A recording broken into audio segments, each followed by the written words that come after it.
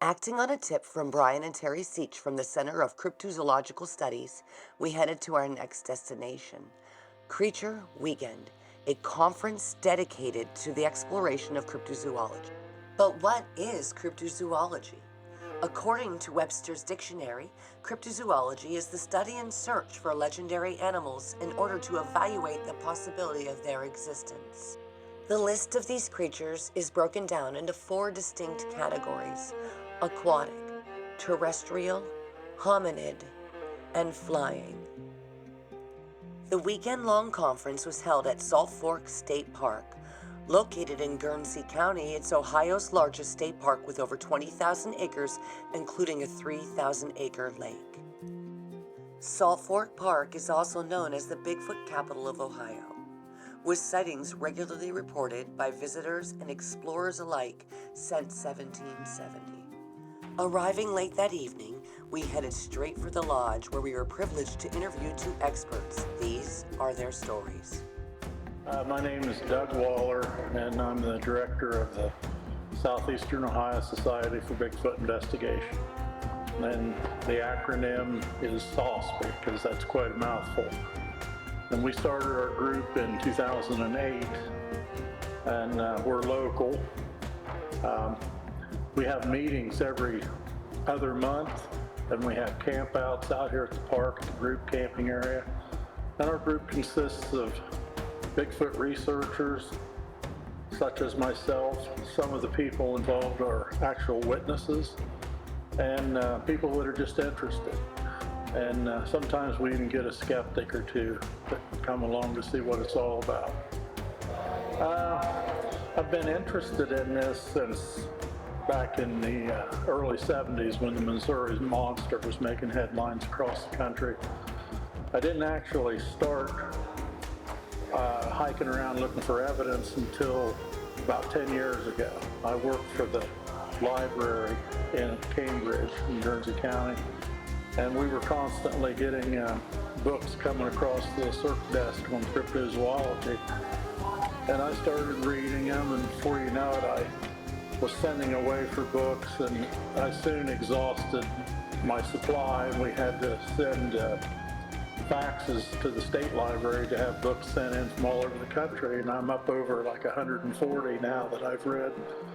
And what really intrigues me are the stories from some of the people, like in our group, with all these programs that are out now, like Monster Quest and Finding Bigfoot and Mountain Monsters and whatnot.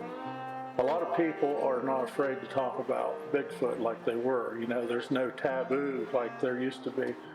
So we're actually having people come to our meetings that are coming forward and talking about their sighting, sometimes which took place 25 years ago. Because, we won't laugh at them. Because, back then, occasionally, sometimes still people get laughed at, but we don't laugh at it. We take it serious. And we try to send a investigator if it's a recent sighting. And a lot of the people that have had these sightings, and it really kind of shook them up, they've developed a bond with some of the other witnesses. So it's actually kind of like a support group, because they can talk about similar feelings and experiences that they've had since they've had their sighting. When I first got into this, I wanted to acquire information from people, so I put some little cards together and I'd stick them up here and there, and I'd get prank phone calls from people saying, "Hey, I got Bigfoot locked up in the barn, ha ha ha ha." And I put an ad in the paper, looking for stories and such. But, that goes with it, and I don't worry about it anymore.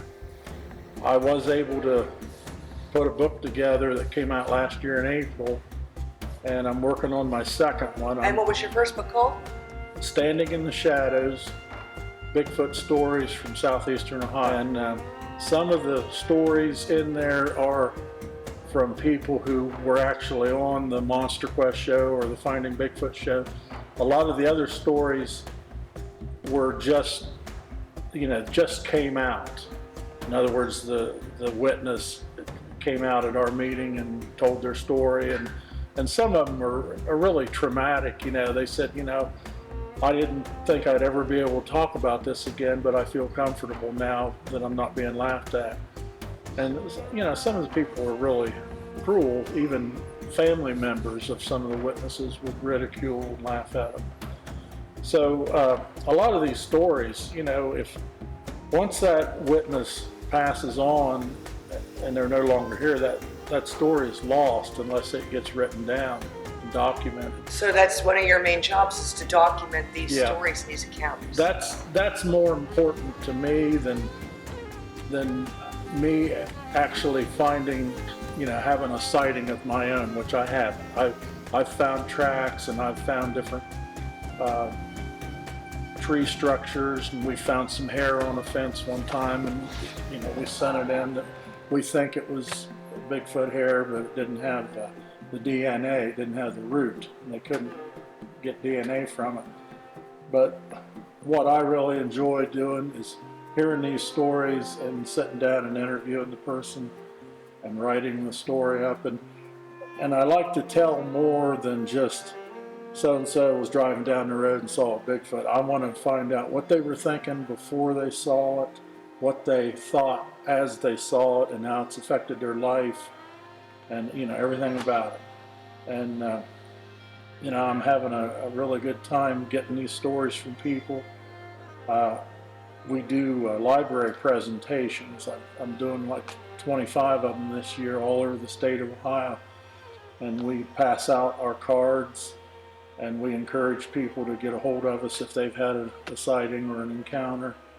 And it's just really fulfilling to do that. There's quite a bit of activity, and I think part of that is because the public is becoming more aware of what some of this evidence actually is, like the tree knocks. I've had numerous people say, I've heard those things. I'd been out in the woods deer hunting, and I thought, what in the world is somebody smacking a tree with a ball bat out in my woods for? And then when they finally watched Monster Quest or Finding Bigfoot, and they saw them doing it on there, and they put two and two together. So I would mention other pieces of evidence, like, fruit trees that maybe become stripped overnight, or something missing out of the barn, like feed or anything like that. One of the favorite books I've read is by Tom Powell, called The Locals. And in the latter part of the book, there's a chapter in there on evidence. And I always use that as a teaching tool and try to tell people, if you can familiarize with what actually some of the evidence is. It seems like there's a lot more Bigfoot. I think they've been here, but people just weren't aware. We've got, there's another friend of mine, Jody Cook from the Cincinnati area, and he and a fellow named George Clapison were in northern Ohio. I think the area is called Kenmore. And it's in 2 or 3 of the books that I own, a picture of this nest. It looks something like an igloo. And other people have found these, and whether that nest is some sort of like a sleeping shelter, or some people have said it was like a birthing center, or I don't know, but we actually found one here at the park a few years ago, and we kept coming back and looking at it, like every 4 or 5 days, and stuff was being added to it. Yeah. And we were kind of suspicious of it because the opening to go into the thing was only about this wide. And my accomplice accomplice, as I'll call her, that helps me, go out and do field work, name is Shauna. She crawled in the thing and she had to turn sideways to fit in there. And I thought, if Bigfoot's supposed to be 7 or 8 feet tall and 3.5, 4 feet wide at the shoulders, it's not going to fit in there. So I got a hold of Jody Cook because I knew he had experience with one of these shelters. He was coming up anyway. So he and some other Bigfoot friends went all over this thing. They didn't find any smell, they didn't find any tracks, they found no hair. They questioned that small opening, and they even found square knots that were tied in some of the vines and stuff. So we think that was definitely man-made. Somebody's trying to hoax somebody. I don't personally, because it seems like all the people I know that set those trail cameras up never get anything. Yeah. We've even had, in my book, there's a story in there about a family out in the county here, Ringer family, and it was almost like a habituation.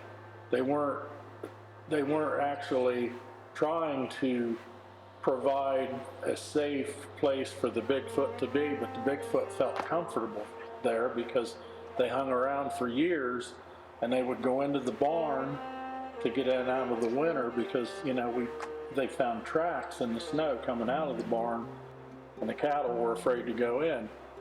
And this went on for years and years and years, and the man passed away, and the lady continued to live there on her own for a few years until she developed dementia and she had to be put in a nursing home.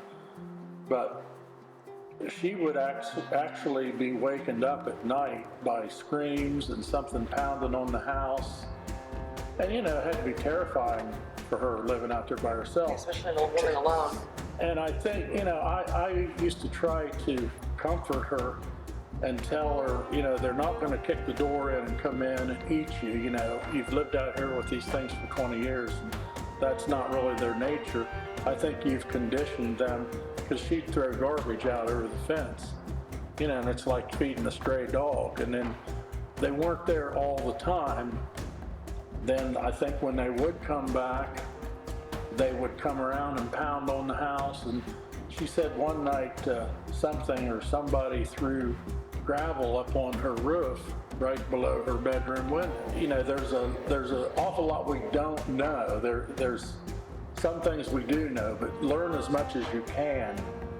And people always ask me, well, are you out looking for Bigfoot? Well, no, because I think Bigfoot will find you if you put yourself out there where they are. Say you put a tent out in the middle of nowhere and just camp, just set her, build a fire and camp. If they're around, they'll let you know. But we go out in the daytime and we look for evidence, like tracks and twists or tree structures or something like that. But it's a good idea to check areas that have had a good bit of history of activity. And Salt Fork certainly fits the bill. Now, I'm glad that Salt Fork finally did a 180, because when I first got into this, you try to ask somebody that worked up here, one of the rangers or somebody, no, we don't have Bigfoot. There's no such thing. We don't have them. And I think they felt it was like the movie Jaws, where we can't have sharks, it's 4th of July weekend, it'll scare everybody away. Well, at some point they finally said, we got lemons, let's make lemonade. Now they welcome, they embrace Bigfoot. You get out in a gift shop, you see Bigfoot stuffed animals, you see t-shirts, coffee mugs. It brings a lot of people in, brings a lot of money to the community. What in the world is this creature? Where did he come from? And what does he eat? Are questions I've heard discussed 1,000 times around winter fires and on hot summer evenings. Right. Well, my name's Tim Stover, and my trade is I'm a remodeling contractor in Kent, Ohio, and I've been doing that with my dad for 31 years, I believe it is. And 22 years ago in Salt Fork State Park on Route 51. And in 1992, I believe it was October 6th, is when I was bow hunting for deer. And what happened to me on that day changed my life forever.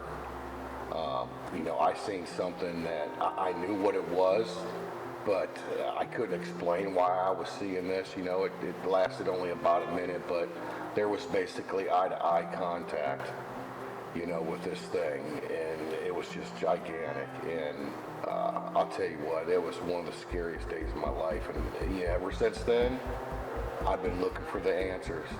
And back then, 22 years ago, I didn't have a camera, okay? I just had my crossbow. But after that, I went and rented a over-the-shoulder big camera, you know, you used to put over the Panasonics, and I'd go out in the woods constantly trying to look for So this you've been thing. searching ever since? Ever since, and it's been nonstop.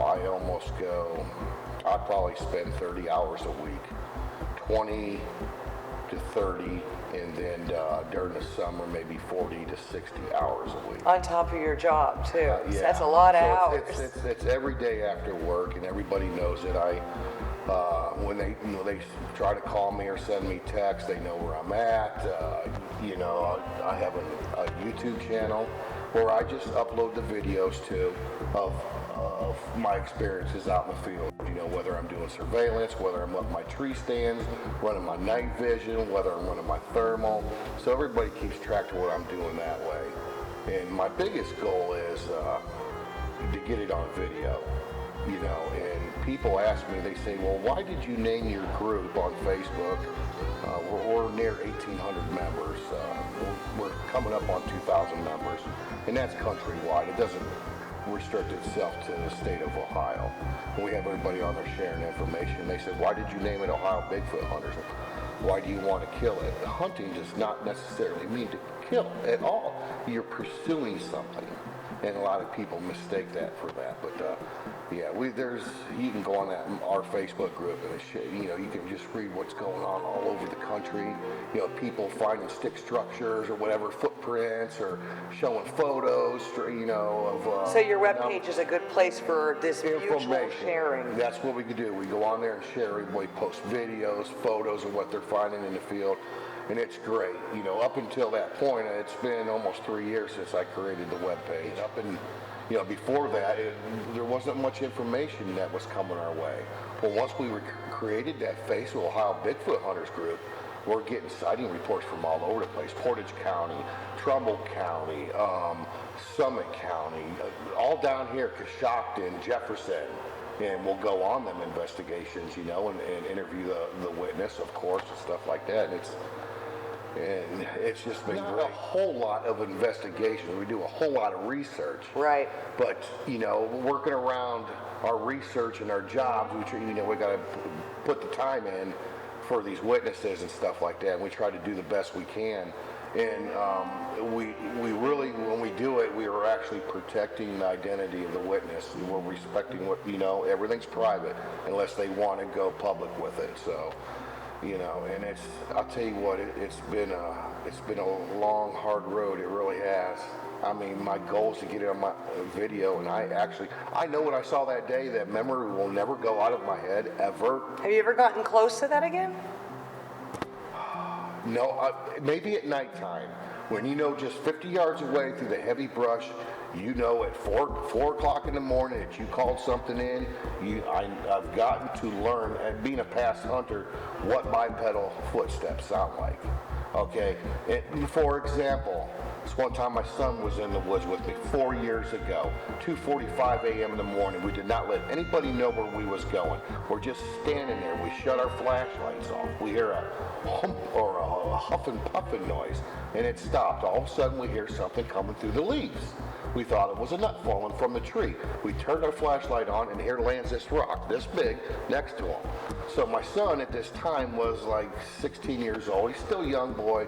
Daddy's trying to keep us cool because it takes something with hands to throw a rock. Either it's a person or it's something that's not yet proven by science. Okay, so we shut the flashlights back off, and I got this on video. 30 seconds later, here comes another rock, lands right in front of us. We turn the flashlights on. At that point, my son goes, "Dad, what do we do?" I had to immediately just, "Oh, it's nothing, don't worry. There might be a cliff up there or something like that." We just fly around, you know. But that's stuff like that. And this was in the 90s. This was after my sighting, up into the late 90s, early 2000s, 2002. You just did not talk about it. You didn't. Well, after I had my sighting, I was working with my dad at the time. It took me 10 years before I told my dad. I finally told my dad and my parents in 2002. And actually at that point they supported me, and they was angry because I held that from them, the truth from them, of, you know, what I saw that day. I didn't want my dad to think at that time that I was crazy or something like that. You know what I mean? I was in business with my dad. I didn't want him to feel any less of me.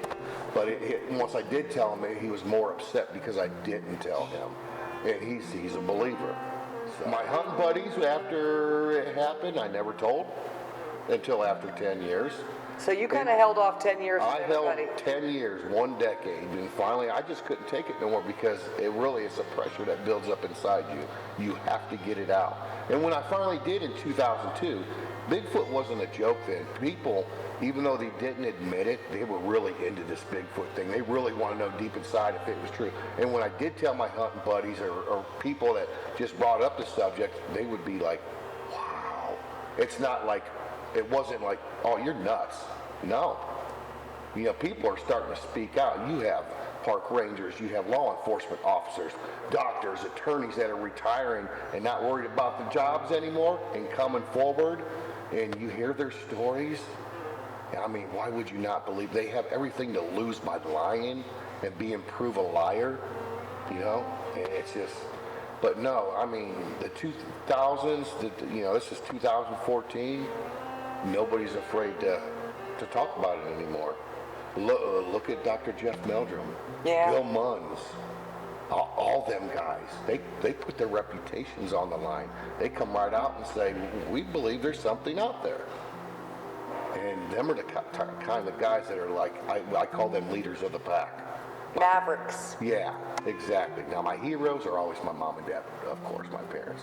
But them guys, you know, they're the pack leaders. You know, they're the ones that are going to set it, and they set it. So I would suggest within state park systems in non-hunting areas. Accidents do happen, and if a lot of people, if they start off looking for Bigfoot, during the day they'll go looking for stick structures or footprints like that. If you're in a hunting area and it's hunting season, it can be very, very dangerous. You want, every state park has a section that's no hunting allowed. You take them trails, okay, even especially at nighttime. You know, keep an open mind, and don't necessarily believe that you have to go deep into the wilderness to see a Bigfoot if you believe in them. Because if you look at the sighting database on BFRO.net, a very high percentage, I would say 85% of all sightings are either from cars or roadways. So that's when a few years ago, it finally ticked in my head, and I'm like, whoa, wait a minute, I'm going to go into the surveillance mode. I don't have to go clear up in Alaska to try to see a Bigfoot. People, if these people are creditable, and you got to think that a certain percentage of them are telling the truth. They're seeing them driving down the country road. So that's where people like that can start off with. Go down their country roads real slow, keep their eyes peeled and stuff like that. I don't recommend going in the woods at night by yourself. Not only because of Bigfoot, but accidents do happen. Right. And you want to tell somebody where you're going, always let them know where you're going, what time you're going to be back. Take a flashlight. You should take protection with you. You should take bear repellent at the least. Okay? Because a lot of people won't believe it, but there is black bear in Ohio.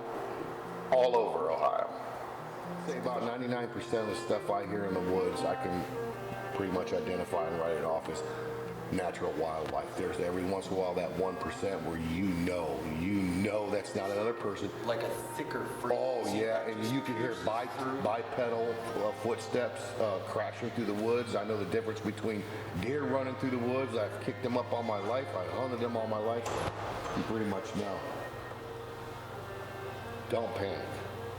I would say don't panic. I can't say that even though I saw one, I can't sit there and tell you that you're not going to be scared, because I was scared to death when I saw mine. There wasn't at any point during my encounter, my sighting, that I thought my life was at risk. But most of the time, it's you see a Bigfoot, it sees you. The average sighting of a Bigfoot is 6 seconds or less. He goes his way, you go yours. Don't try to force yourself on him.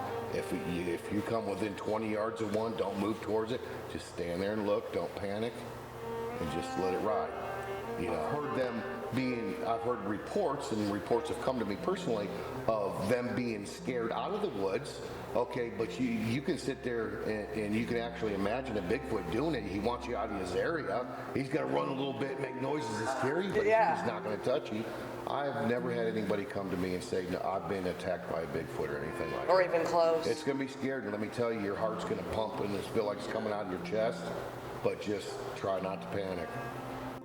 As the sun began to rise over the picturesque Ohio Valley, we made the trek back to Salt Fork State Park's lodge for day 2 of Creature Weekend, where you can visit with vendors, speak with researchers, and see all that they have to offer. You can also attend one of the many lectures given by experts within the field. While visiting with the Seaches, we were introduced to a married couple who investigate together, whom I decided to interview. These are their stories. Yeah, my name is Dave Rupert. First off, I'm an assistant director for the Pennsylvania Bigfoot Society, and I have my own group. It's called Legend Hunters. We put that together because we like to look at other things other than Bigfoot itself. So Legend Hunters, they do anything from ghosts, just filming local legends, just to document them, whether it be a gargoyle underneath the bridge or whatever. It don't matter. And we also do treasure hunting, a lot of lost treasures in Pennsylvania. Nice. So I've been doing this for a long time. I'm going to say about 8 or 9 years. I'm not exactly sure how many. But I mean, before that, I was always into this stuff, but I never did it as a group or anything like that. It just kind of. But what got you interested to begin with? Oh, my mother. Completely blaming on her and my dad. They knew I liked the stuff. It just kind of like from television and stuff like that. When I was about, I don't know, I'm going to say about 6 or 7 like that, they got me a book called Poltergeist. And she would read it to me at night, before bed and stuff like that. And then they bought me a book. It was a flip book, and on one side of the book was about Bigfoot, and you read it like halfway down through, and then you flipped it over, and it was about the Loch Ness Monster, and you had to read it the rest of the way through. Well, the Legend Hunters, we do a lot of documenting through film. Is how we started doing it now. With the Bigfoot Society, a lot of our investigations and stuff more or less just get written down, and we post them online or but like I said, with Legend Hunters, what we decided to start doing is we actually filming them and then just put them out. We're not really looking to make any money because, well, I'm a horrible actor. But, just to get them out there so people don't forget the stories. Maybe a little bit, but I actually got a job because of it. You got a job because of it? Because of it, yeah. It's really weird. See, I'm a welder by profession, and I welded for, 20 years, something like that, and I had a chance to get an instructor's position at a Clearfield High School, and so I went in for the interview, and here, before the interview, we was like emailing each other back and forth, and on my email it has like the different things that the different groups and stuff like that, and it was brought up, and everybody just thought it was really cool, So you found actually more acceptance. Yeah, with that, yeah, it just really, really good. I think it's about how a person presents themselves a lot of times. You know, I think it's just, I think it's how you present it, how you talk about it. You know, you Right. can come off as a crackpot and probably really, you know, be ridiculed, but have fun with it. Be honest. I think is the most important thing.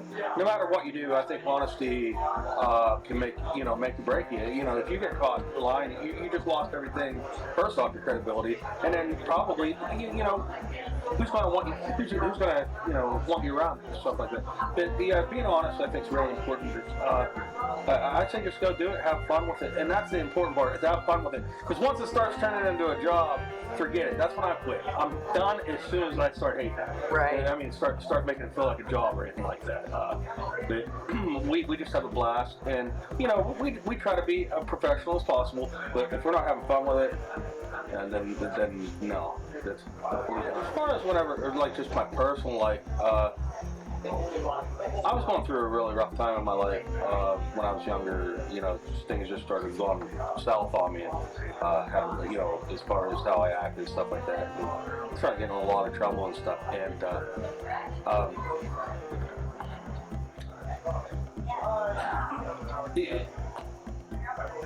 I don't know. My belief in God is strong. I had a vision. Something appeared to me, and it was really funny where it actually crossed the road in front of me. It never said nothing to me. It never looked at me or anything like that. It almost looked like a woman in like a cloak type thing, and almost like I don't know. I don't want to say Virgin Mary, but kind of put you in mind of that. And it never said nothing or anything, but it made me think. You know, that I got to think, hey, what am I doing? And I don't know why it made me think, but it did. It just got me thinking. You know, what am I doing with my life, and why is things going so badly at this point? And we just started changing from there. But I mean, that's just something personal. I'm not sure what I see that night. You know, but you know, on investigations, you know, I had something say my name where we recorded. We was actually talking, and in response, it was just a little boy. He was a little 12-year-old who was supposedly haunting the place, and I was playing ball with him, and I said, "Hey, buddy, you want to play ball?" And I rolled a ball. We had a ball there, and I rolled a ball out in the middle of the room, and it said it would respond with my name, David. You know, which was really neat. So. You know, I mean, that's about it. You know, I feel bad for them. The point of it is, I mean, I understand not everybody can be like us, or it'd be really freaking boring. You know, I mean, if everybody was all the same, you know, the world would be just a boring place. But I feel bad that people are that closed-minded that, you know, let's just take Bigfoot, for instance. You know, I think Google Earth in a computer was a bad thing. It just kind of shrunk everything right down to where we think we know everything, you know what I mean? I think we gotta, you know, it's bigger. This world's a lot bigger than us. There's a lot more things hidden in this world that we just take for granted, and I think that's a shame. And I feel bad for people like that. I really do. Can you imagine how boring life would be just knowing that you, or at least believing you know everything? You know what I mean? That's pretty boring. Yes, man has always had his monsters. My name is Carrie Rupert, and I'm a part of a few groups. I'm in the Legend Hunters. I help my husband and our good friend. I help them, you know, with the group, and we run that group. I'm also with Pennsylvania Bigfoot Society, and I've been doing that for 8 years. Legend Hunters fairly new, so it's only been about 2 years. Or now I'm on. It's been probably three or four. Yeah. And then I'm also with Center for Unexplained Events, and I also am a member of Center for Cryptozoological Studies. So you've got quite a few affiliations in there. I do. I would say, like, in the winter it's a little harder, you know, to do things. So the winter I would say maybe 3 hours a week, and then in the summer, in the springtime, like a lot. Like, I don't even know, like 24 hours, you know. It started when my husband and I were dating, David, and we were teenagers, and he said, like we always loved the woods and, you know, going in the woods and things. And he said, wouldn't it be cool to be a part of some kind of a monster group? Because it's too bad that there's nothing like that out there. And I told him, that would be cool. And then we, like, after we had our children and we were married and we got our computer, we just started like looking around, and we found the Pennsylvania Bigfoot Society. And that's whenever, you know, we hooked up with them, and yeah, we've been doing it ever since. One thing that happened, we just, you know, showed was we were in, you know, Elk County, and we were actually looking for legend hunters. We were looking for a lost treasure. And while we were out there, we were about 5 hours hiking in, and there's a lot of caves and mountains and things. And we were in 3 groups, and all of a sudden we heard this huge, like, howl. And it was long and it moaned. And so we all paused and talked to each other, and my son was filming. Our kids do this with us, Isaac and Jacob. They've been doing it since they were 5 and 7, so it's a family affair, the whole thing. So anyhow, whenever we heard that, you know, we taped it, and we got 2 really good howls on film. You felt really small because, you know, we're communicating amongst each other. We're doing calls back and getting a lot of calls back, and it was just, it just made you realize how big. And what location was that at?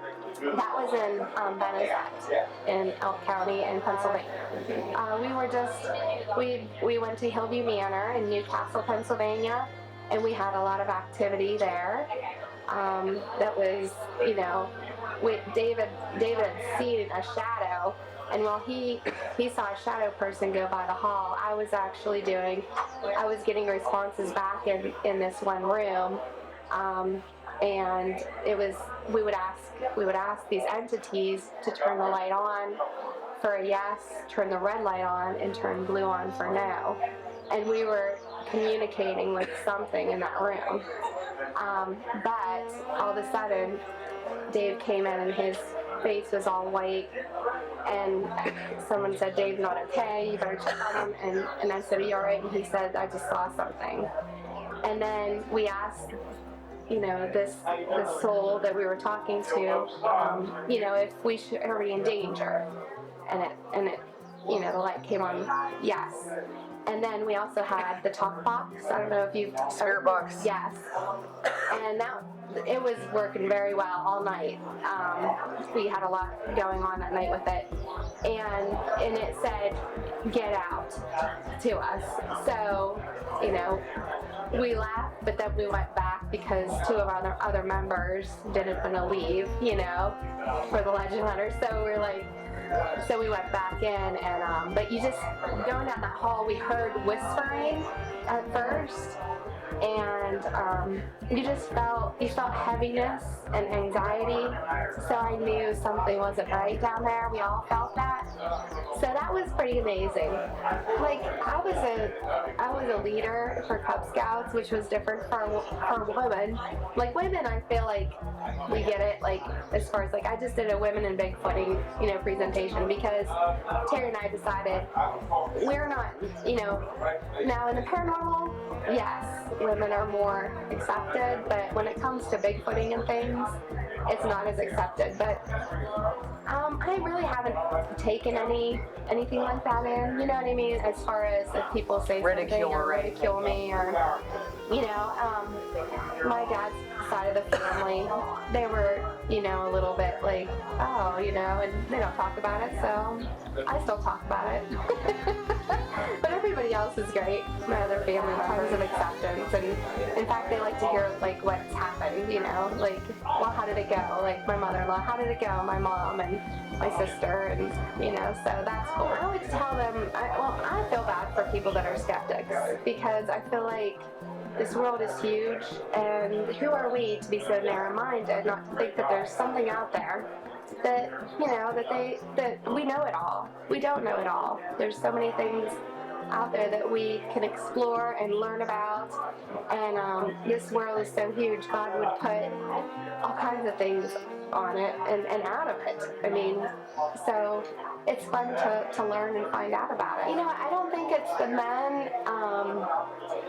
Maybe some men don't take you as seriously, you know, But I just let them know, I'm serious, and then they, kind of know how to take me. But I think it is. I really don't know what it is. I think it's more other women because like, oh, you do that, you go out with a bunch of, and some women are in it for the wrong reasons, but most of us aren't. We're in it for the right reasons. Some women like to go out and try to, I don't know, like say that they do it and then try to just meet men, and it gives it a bad name. I was asked to interview for a show, and I said absolutely not, but they were going to do a twist on women and Bigfooting, and will you go out and meet some guys at the bar and, like take them out in the woods and be wild and promiscuous? I'm like, no, that's not me at all. Like, that's not what we're about. That's not what us women are about in Bigfooting. I said, that gives us a bad. They called my home and, said that they knew that, I was a Bigfoot researcher, a female, and I'm not going to mention who it was, but Totally understandable. And it hasn't been on TV, thank goodness. But that upsets me because it's going to make women look bad, and it's going to make the skeptics laugh and ridicule. I would tell her, first of all, like to contact, and make sure it's a safe group to be a part of. Meet somewhere public. Go out in the woods, with them. Maybe take like a close friend or relative, just to protect yourself first. Make sure that you get to know everybody, and like we do criminal background checks on our members and stuff, and you have to meet with other people in our membership first, and then we also meet with you and fill it out too. So I would say always know who you're going with and a little bit about their background, and then if you feel good about it, that's awesome. But if you have any kind of anxiety or any question about it, then maybe try to find a different membership somewhere else. But I love it, and I'll never leave it. So any of it. So if you have a passion for it, go for it. After attending lectures and visiting with vendors, we decided to venture into the park and explore a few locations ourselves: Hosak's Cave, the Stone House, and McCleary Cemetery. Hosak's Cave's one of the most beautiful and dangerous areas in all of Salt Fork. Artifacts found within the cave suggest it was inhabited by Native Americans over 2,000 years ago. Though it is a hot spot for Bigfoot sightings, many tragedies have befallen this area, including 5 deaths and multiple injuries in the last 20 years. Reaching the trailhead, we made our way. This is the footage we caught that day. Yeah, I just went past the warning sign. I'm gonna go check it out.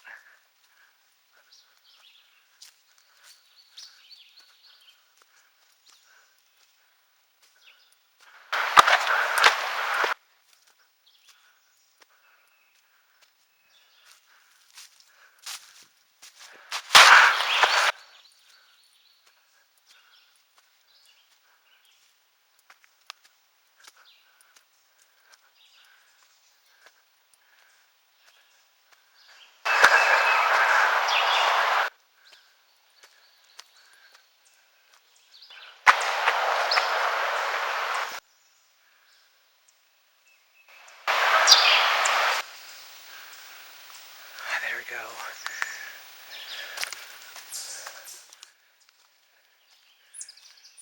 Yeah, I'm smart. Many people have died here, so let's do it anyways.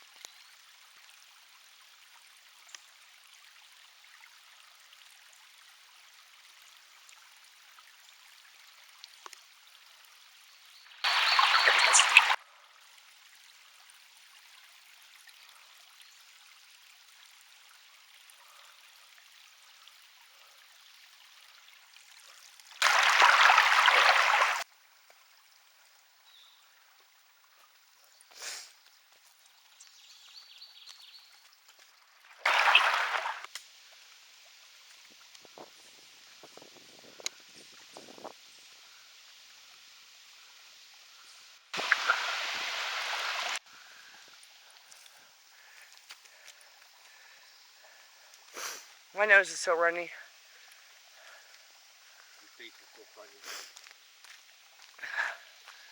Go fuck yourself.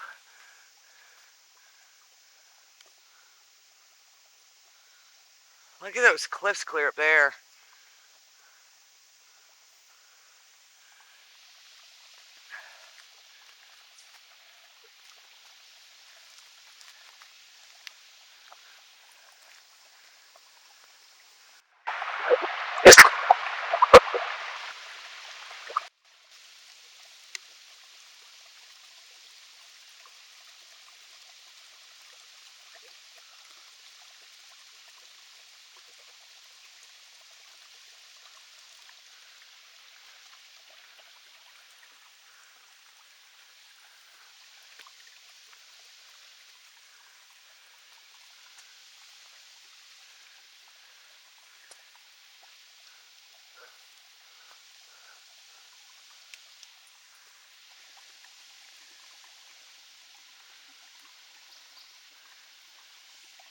Don't get me in your shot.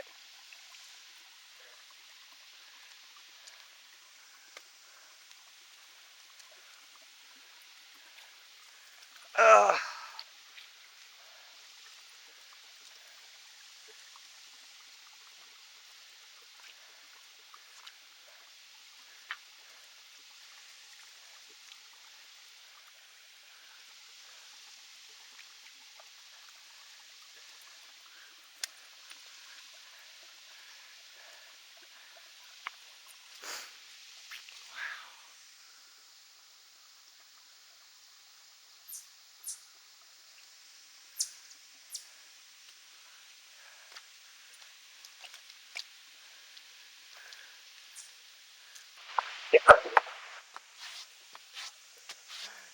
Do not come over this.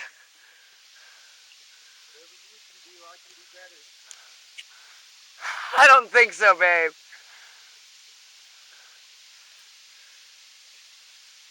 Look at this. Amazing.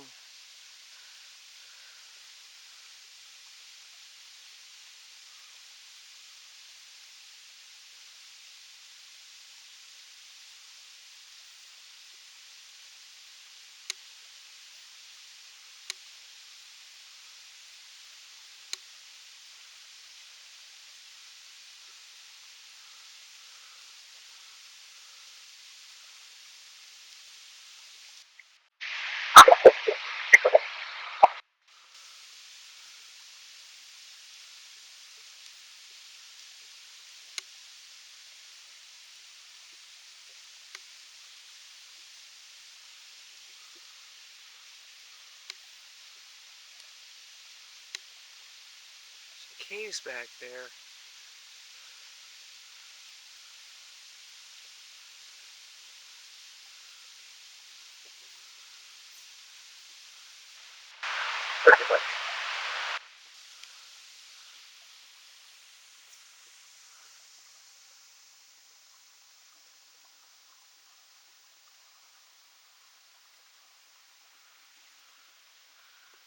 Where's my cameraman?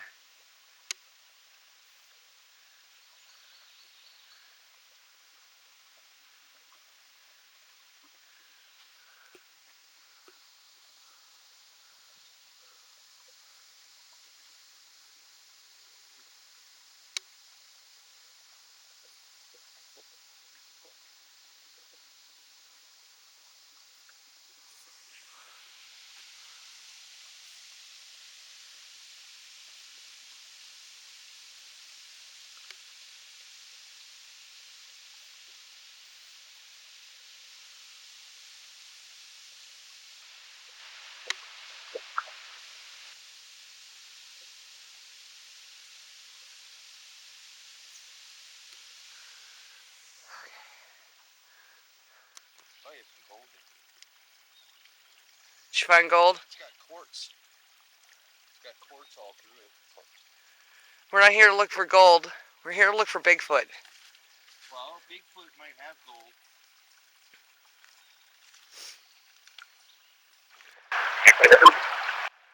He's like a child. Always getting into something.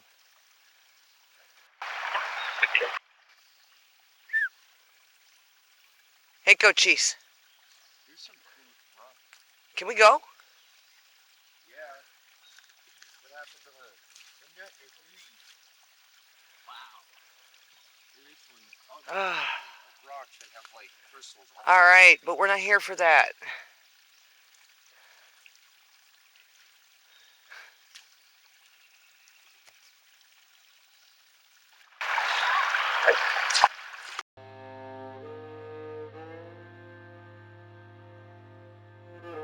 Built in 1840 by Benjamin Kennedy, the house was occupied by several generations of Kennedys before the state acquired it in 1966. The house was listed on the National Registry in 1975, and in 1999, restoration began. By 2003, the stone house became a museum. We decided to check out this piece of history for ourselves. This is the footage we got that day.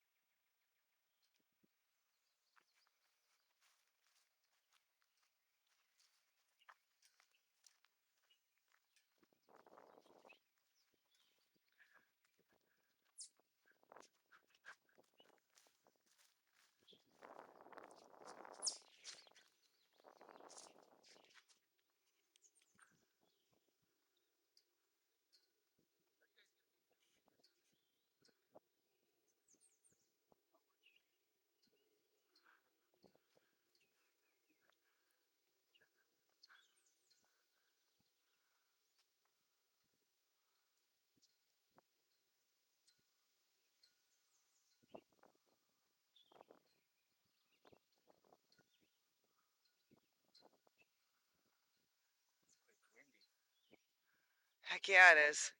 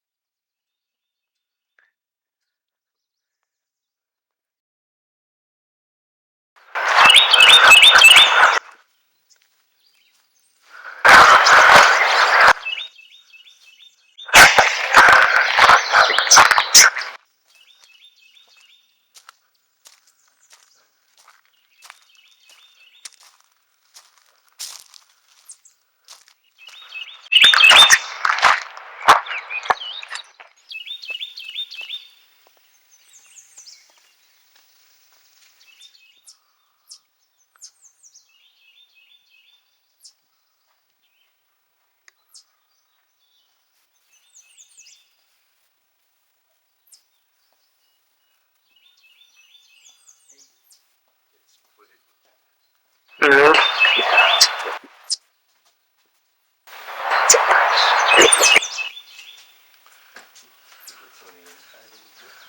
go in. Right here, I mean. Oh, not yet.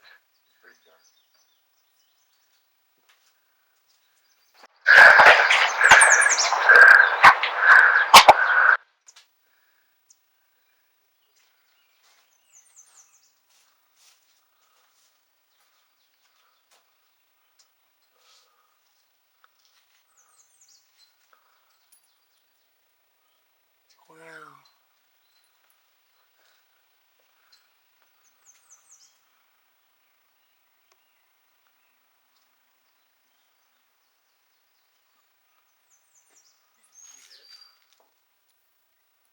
Huh? Yeah, I already got that. And the bell.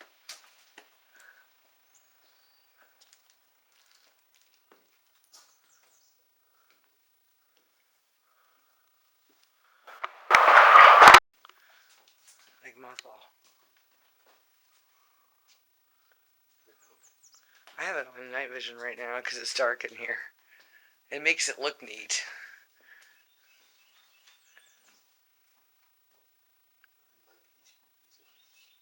Yeah.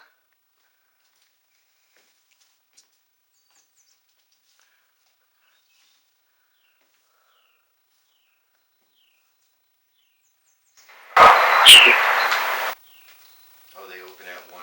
Mm-hmm. Kitchen water bench. It's made in China. Spice rack stuff. Rosemary. Hey, Tom. There's your living word. The living word of Jesus. It's the only passion play. It's not the one Bill Maher went to, is it? No. No, he went to the one that was in Orlando. Oh, yeah. The Holy Land experience. Take it. Oh, my God. Grab that. What's that? I don't know. It's the National. It's a museum.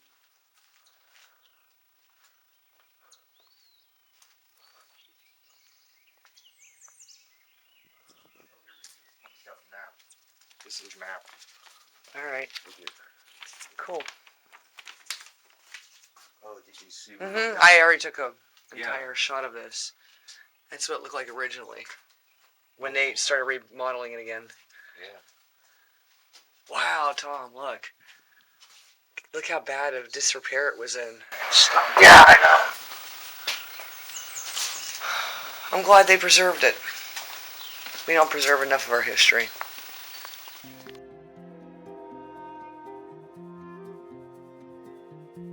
Established in 1834 in the town formerly known as Sugar Tree, the McCleary Cemetery is located within Salt Fork State Park. Created by the McCleary family, prominent in the area for their saw and grist mills, to which many of the family are interred in the small cemetery.